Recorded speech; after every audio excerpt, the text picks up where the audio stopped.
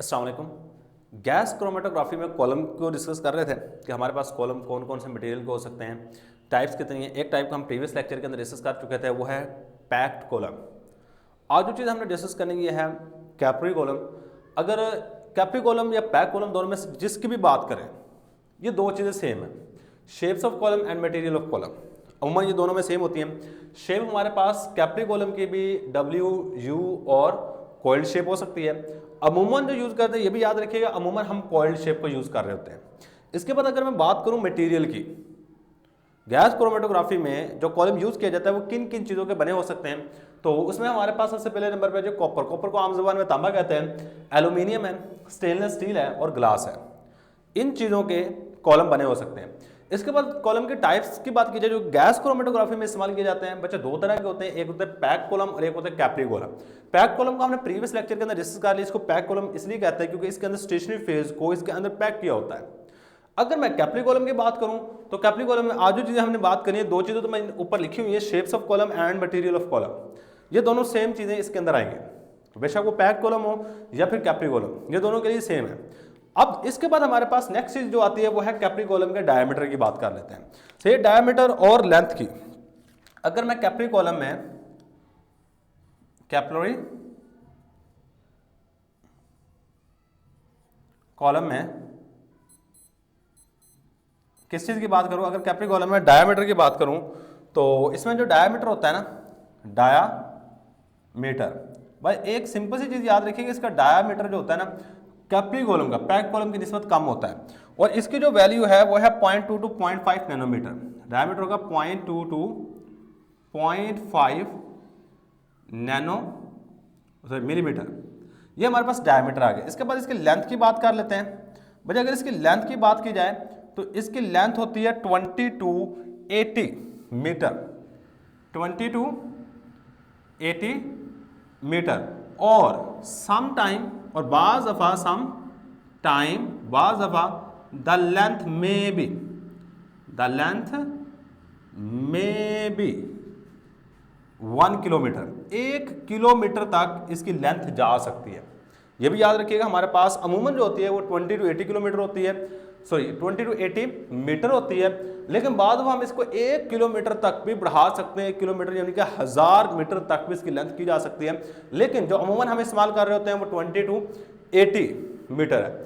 अब इसके बाद जो नेक्स्ट चीज़ है हमारे पास जो यहाँ पे हमने बात करनी है बच्चे, वो ये है कि इसमें जो सैंपल, अगर मैं सैंपल होल्डिंग की बात करूँ तो बच्चे सैंपल की बहुत कम मिकदार की जरूरत पड़ती है। आपके पैक्ड कॉलम की निस्बत इसमें जो सैंपल्स की जरूरत होगी, पैक कॉलम की निस्बत कैप्री कॉलम में जो सैंपल की जरूरत पड़ती है ये बहुत कम होती है। So small amount of sample is required, small amount of sample is required, sample is required, बहुत कम मिकदार में सैंपल की जरूरत पड़ती है। ये चीज याद रखनी है। अब इसके बाद जो नेक्स्ट चीज है बच्चे वो ये है कि इसमें टेम्परेचर कितना कितना रखना पड़ता है, क्योंकि हमने कॉलम को कहाँ पे रखा होता है, ओवन के अंदर। तो टेम्परेचर जो अमूमन होता है वो 150 से लेकर 300 डिग्री सेंटीग्रेड के दरमियान इस कॉलम को रखा जाता है। सही है, the temperature should be, the temperature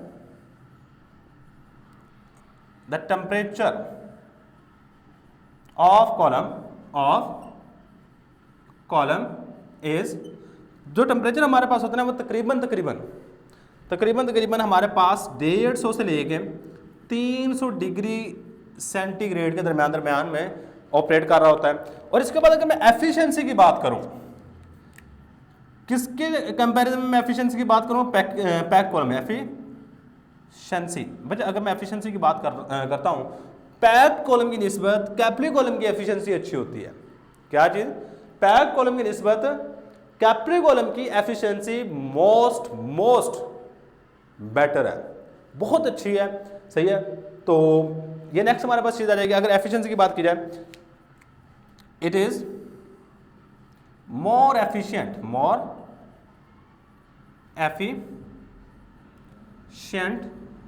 then, ये बहुत ज्यादा एफिशिएंट है, किसकी निस्बत ज्यादा एफिशिएंट है, it is more efficient then packed column. Packed column की निस्बत बहुत ज़्यादा एफिशिएंट है। तो ये था जी हमारे पास चंद एक चीज़ें जिसको आपने याद रखना है। कैप्री कॉलम के हवाले से लेंथ कितना है, डायमीटर कितना है, एफिशिएंट है या नहीं है, सैंपल होल्डिंग कितना, तकरीबन सैंपल कितना होल्ड कर सकता है, कम सैंपल यूज इसमें आ सकता है, तो हम यहाँ पे बाद में सैंपल स्प्लिटर, आपने सैंपल इंजेक्शन टेक्निक में सैंपल स्प्लिटर भी पढ़ा हुआ है कि अगर आप ज़्यादा मिकदार में सैंपल भेजते हो तो कुछ जो सैंपल का हिस्सा होगा उसको वेस्ट में भेज देगा। तो यहाँ पे क्या होता है कि सैंपल स्प्लिटर भी बाज़ दफ़ा यूज़ किए जाते हैं। तो टेम्परेचर आपका तकरीबन 150 से 300 डिग्री सेंटीग्रेड होना चाहिए। ये वाले जो कॉलम है ये मोर एफिशिएंट है as compared to pack column. अब इसकी टाइप्स की बात की जाए ना बच्चे, इसकी मजीद आगे 3 टाइप्स हैं। कितने टाइप्स हैं इसकी? 3 टाइप्स हैं। बस इसके पहले नंबर पर नाम याद रखो, बाद में हम इसकी एक्सप्लेनेशन भी कर लेते हैं। सही, सबसे पहले जो टाइप है वो है wall coated open tubular column. Wall coated open tubular column, open tubular column.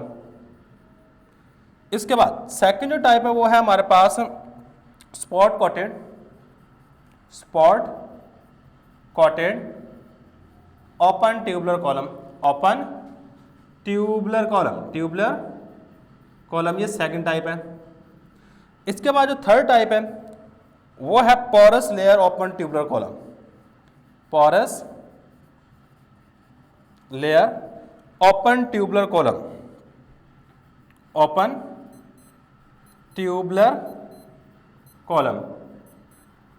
ये थे जी हमारे पास चंद एक टाइप्स, इसके 3 टाइप्स हैं। पहली है जी wall coated open tubular column, जिसको हम आम जुबान में थोड़ा सा इसको शॉर्ट करके लिख लेते हैं। वो क्या है जी, W से, मैंने यहाँ W लिखा, इसके बाद C, फिर O, फिर T, W कॉट कॉलम, इसको सिंपली हम ये भी कह देते हैं। अब support coated open tubular column है S कॉट, C देखो SCOT, SCOT column, COLUMN, S cot.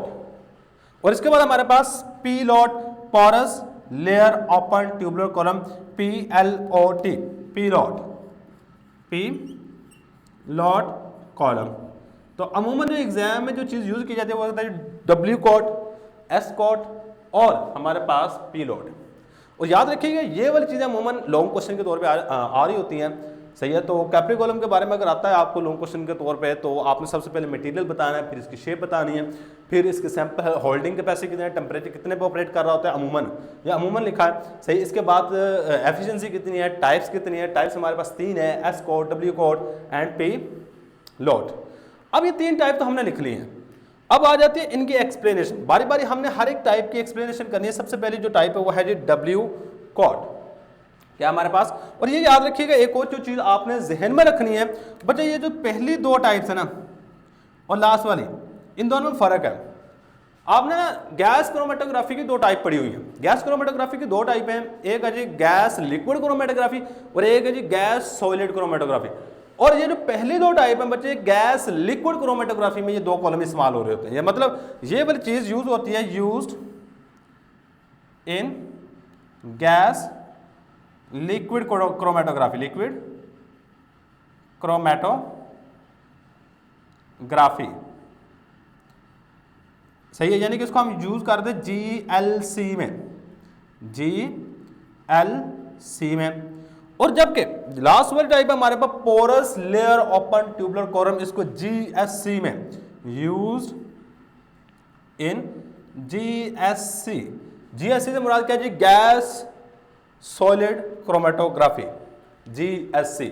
मतलब जो पहले वाली 2 टाइप हैं W कोड और S कोड, ये लिक्विड क्रोमेटोग्राफी में यूज की जाती हैं, जबकि P लॉट जो है वह P लॉट है जो कि हम यूज कर रहे थे GSC में। और आपने पढ़ा होगा ये हमने टाइप्स किस बेस पे बनाई है, ये टाइप्स हमने बनाई है on the basis of stationary phase.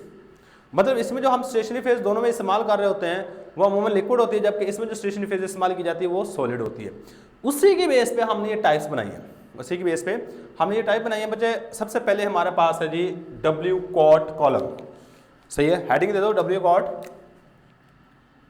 W cot column. सबसे पहले नंबर पे हमारे पास ये वाली चीज़ है, ये काफ़ी ज़्यादा इंपॉर्टेंट है, हर एक चीज़ ही इंपॉर्टेंट है। अगर इसमें से बात की जाए ना, कोई भी अनइम्पॉर्टेंट चीज़ नहीं, सारी की सारी चीज़ें मोस्ट इंपॉर्टेंट है। अब डब्ल्यू कोड को यहाँ पे समझ लीजिए, काफ़ी ज़्यादा इंपॉर्टेंट है। सो इसकी कंस्ट्रक्शन की अगर बात करें ना, सिंपल सी बात याद रखिएगा, क्या जी सबके ना कंस्ट्रक्शन में थोड़ा थोड़ा डिफरेंस है। एक चीज़ यहाँ पे जो आपने समझ ली होगी, इन दोनों में स्टेशनरी फेज हम यूज़ करेंगे लिक्विड, इसमें स्टेशनरी फेज यूज़ करेंगे सॉलिड। सो डब्ल्यू कोड में जो हम स्टेशनरी फेज कॉलम के अंदर फिल कर रहे होते हैं वो लिक्विड है। क्या है? पहले नंबर पे जो चीज़ याद रखनी है, द स्टेशनरी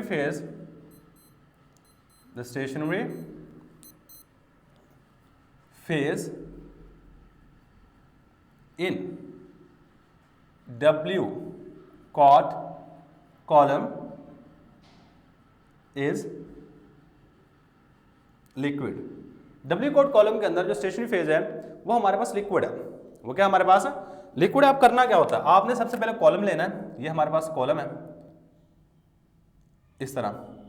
अब इस कॉलम के अंदर आपने जो लिक्विड स्टेशनरी फेज यूज करनी है, इसको इसके अंदर से गुजारना है।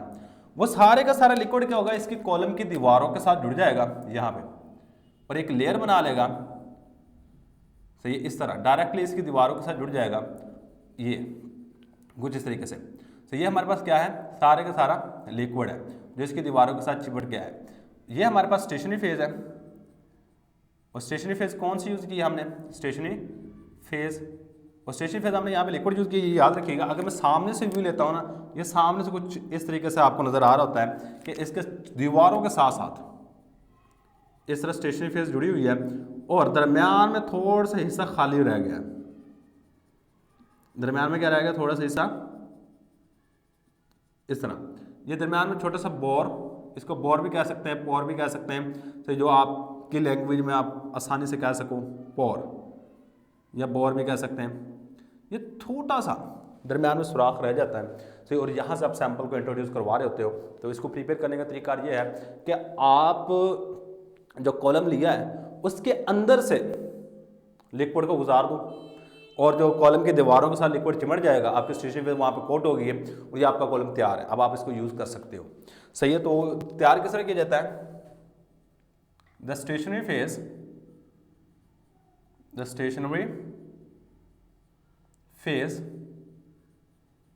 is passed through the column and a thin layer of stationary phase। stationary phase कौन सी है ये भी याद रखें, stationary phase is coated। सही है, तो स्टेशनरी फेज इसकी दीवारों के साथ कोट हो जाएगी। And a narrow bore is present. ये लेफ्ट बिहाइंड कर लो, ये ज्यादा अच्छा रहेगा वर्ड, लेफ्ट बिहाइंड। तो एक स्मॉल सा पोर या स्मॉल सा इसके अंदर सुराख जो वो बाकी रह जाएगा, यहाँ से आपने सैंपल को इंट्रोड्यूस करवाना होता है। ये था जी हमारे पास डब्ल्यू कोट कॉलम। अब इसके बाद जो सेकंड टाइप है बच्चे, ये हमारे पास spot coated open tubular column, जिसको हम एस कोट कहते हैं। नेक्स्ट क्या हमारे पास, एस कोट। अब S coat, spot coated open tubular column. क्या है, spot coated open tubular column. यहां पर वर्ड में स्पॉट यूज कर रहा हूं। क्या वर्ड यूज कर रहा हूं, स्पॉट यूज कर रहा हूं। तो स्पॉट को याद रखिए कि ये ऐसी चीज है जो कि आपकी स्टेशनरी फेज को जोड़ रही होती है कॉलम के साथ, बस। सही है, तो इसमें आपने करना क्या होता है, एस कोट में ये भी याद रखिएगा, एस कोट में भी स्टेशनरी फेज जो है वो हमारे पास लिक्विड है। The stationary phase in S COT column is liquid. Spot coated open tubular column में भी स्टेशनरी फेज लिक्विड ही है। अब इसको कहा किस तरह, यानी इसमें और इसमें क्या फर्क है, जरा गौर कीजिएगा। इसमें और इसमें सिंपल सा फर्क है। सबसे पहले आपने कॉलम लेना है, आप इसको प्रिपेयर करने का तरीकाकार सीख लीजिएगा। मेन चीज़ यही होती है कि किस तरह इसको तैयार कर रहे होते हैं। तो अब आपने करना क्या है, लिक्विड लेना है जो कि स्टेशनरी फेज के तौर पर यूज होगा, और इसके साथ स्पॉट लेनी है। ये मेरे पास लिक्विड है, और अमूमन जो स्पॉट ले रहे होते हैं ना, अमूमन जो स्पॉट ले रहे होते हैं वो होती है सॉलिड। क्या होती है, सॉलिड। मैं यहाँ पे ये वाली स्पॉट ले लेता हूँ। आपने सबसे पहले क्या करना है, इस स्पॉट को इसके अंदर डाल देना। अब जैसे इसके अंदर डालोगे और इसके बाद इसके बाहर निकालोगे, स्पॉट के इर्द गिर्द लिक्विड की पतली सी तय जम जाएगी। सही है, स्पॉट है, स्पॉट के इर्द गिर्द पतली सी तय लिक्विड की आ जाएगी इस तरह। ये याद रखिएगा, इस तरह पतली सी तय लिक्विड की चढ़ जाती है। अब आपने इस स्पॉट को इसके अंदर से निकालना है और इसके अंदर डाल देना है। क्या करना है, इसके अंदर से निकालना है, डुबोगे स्टेशनरी फेज में से, और इसके अंदर आपने इसकी तय पतली सी लगा देनी है। तो इसको हम नाम दे देते हैं spot coated open tubular column. और इसकी अगर मैं शेप यहाँ से दिखाऊं तो बच्चे इस तरह होगा, इस तरह इसकी दीवारों के साथ चिमटा होगा। सही है, ये इस तरह से, और इसके इर्द गिर्द ये हमारे पास ब्लैक कलर के स्पॉट है। ब्लैक क्या हमारे पास स्पॉट, और ब्लू वाली जो बाहर की तरफ है ये हमारे पास स्टेशनरी फेज, एस पे लिखूंगा स्टेशनरी फेज। सही है। अब इसके इर्द गिर्द हमारे पास स्टेशनरी फेज जुड़ी हुई है, ये इस तरह। सही है, तो ये इस तरह से आपको बाहर से नजर आ रही होगी। ये साइड व्यू दिखाया। अगर मैं फ्रंट व्यू दिखाता हूं तो फ्रंट व्यू से आपको ये कुछ इस तरीके से नजर आ रहा होता है। यही कॉलम आपको फ्रंट व्यू से कुछ इस तरीके से नजर आएगा। तो ये आपका है कॉलम, और इसके अंदर आपके लगी हुई है स्टेशनरी फेज इस तरह से। यहाँ पे क्या लगा हुआ है, स्टेशनरी फेज लगी हुई है, और इसके इर्द गिर्द, सॉरी ये स्पॉट के इर्द गिर्द स्टेशनरी फेज लगी हुई। ये बाहर से आपको कुछ इस तरीके से नजर आ रहा होता है। सही है, तो यहाँ पे याद रखिएगा दरमियान जो ब्लैक कलर का मैंने यहाँ पे रिप्रेजेंट किया, ये स्पॉट है, और स्पॉट की बाहर वाली साइड पे स्टेशनरी फेज है। तो इसमें क्या करना पड़ता है, एस कोट में stationary phase is mixed with spot and then coated inside the column. बस ये इतना काम है। Stationary phase is mixed with spotting material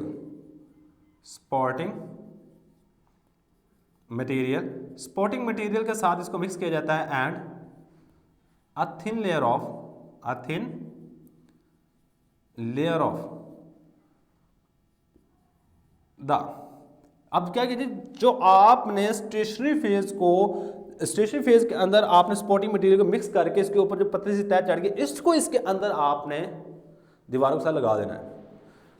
and thin layer of stationary phase coated with spot. बल्कि अगर सही बात कहूं ना, यहां पे स्पॉट करो word, spotting media is coated with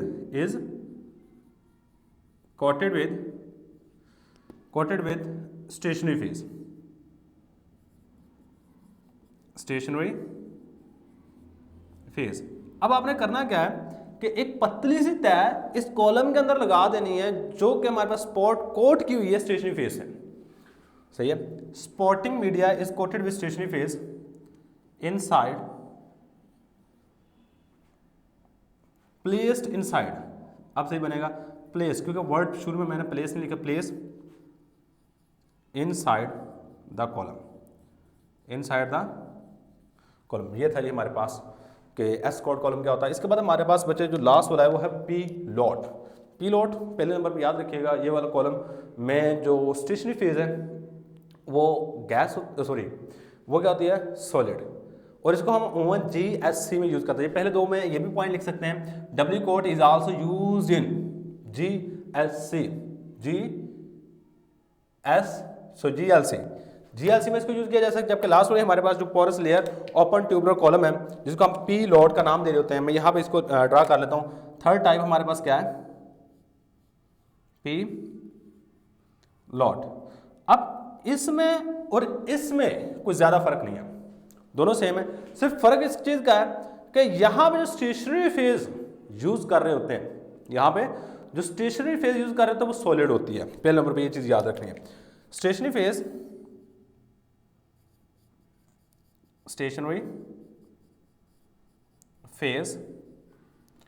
in P lot column is solid. ये हमारे पास क्या होती है, सॉलिड होती है। अब आपने क्या करना है, सॉलिड स्टेशनरी फेज लेके इसके इर्द गिर्द हम स्पोर्टिंग मटेरियल लेके यूज करते हैं। स्पोर्टिंग मटेरियल के अंदर आप स्टेशनरी फेज को मिक्स करते हो, मिक्स करने के बाद आप कॉलम के अंदर लगा देते हो, बस ये काम है।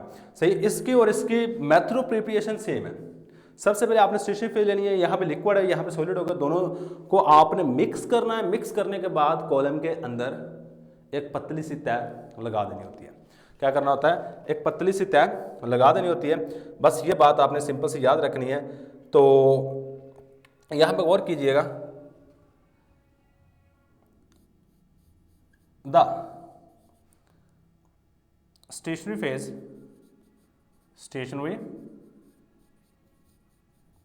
is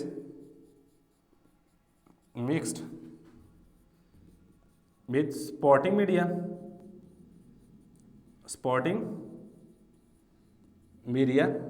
and placed a thin layer। तो आपने एक थिन लेयर लगा देनी, थिन लेयर इनसाइड द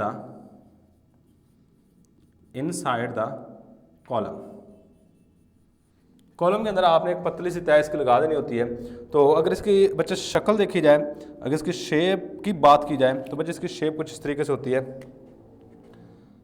ये हमारे पास कॉलम है, कॉलम है, यहाँ पे हमारे पास पोरस सॉलिड होगा और यही हमारे पास इसकी थोड़ी सी शेप होती है कि आपने सपोर्टिंग मीडिया वगैरह यूज़ करके इसके अंदर लगा दी है।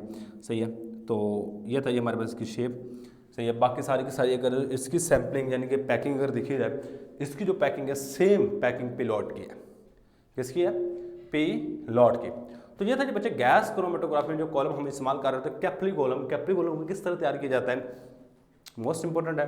सही है, ये लॉन्ग क्वेश्चन के तौर पे भी आता है और याद रखिए मोस्ट इंपॉर्टेंट लॉन्ग क्वेश्चन है ये वाला, कॉलम इन गैस क्रोमेटोग्राफी। और पेपर के अंदर अमूमन एग्जामिनर पूछ रहा होता है कि आपके गैस क्रोमेटोग्राफी में कॉलम कितनी तरह के हैं। अगर इसको सारे को लिखना पड़ गए तो ये काफ़ी ज़्यादा लेंथी हो जाएगा। खुसूसन जो कोशिश करता है वो कैप्री कॉलम को ही दे रहा होता है। सही है, तो याद रखिए अमूमन कैप्री कॉलम की ही बात करेगा, बाकी आप देख लीजिएगा जो भी चीज़ आपसे पूछे आप उसका आंसर देने के काबिल हो। तो यही था ये बच्चे हमारे पास आज का लेक्चर। अल्लाह हाफिज़।